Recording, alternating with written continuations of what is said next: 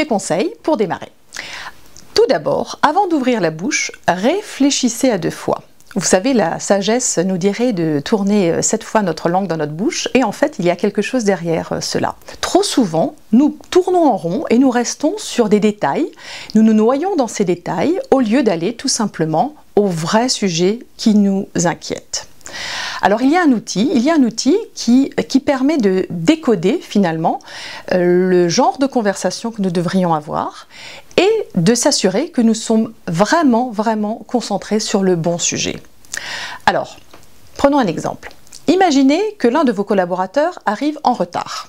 C'est le premier matin, vous aviez convenu qu'il arrive à 8 h, il arrive à 8 h30. Bon, c'est la première fois que ça se passe. Là, la conversation à avoir serait simplement peut-être d'essayer de comprendre pourquoi il est en retard.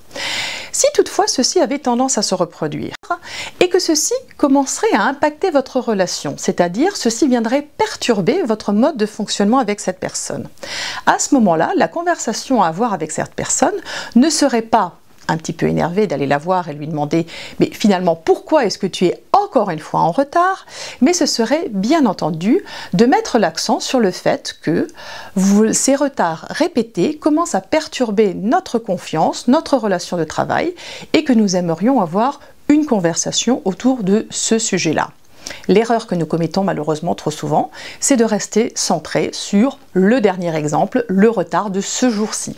Demandez-vous qu'est-ce que vous voulez vraiment régler comme problème et faites attention car si vous ne réfléchissez pas à ceci à l'avance, vous risquez tout simplement de vous tromper.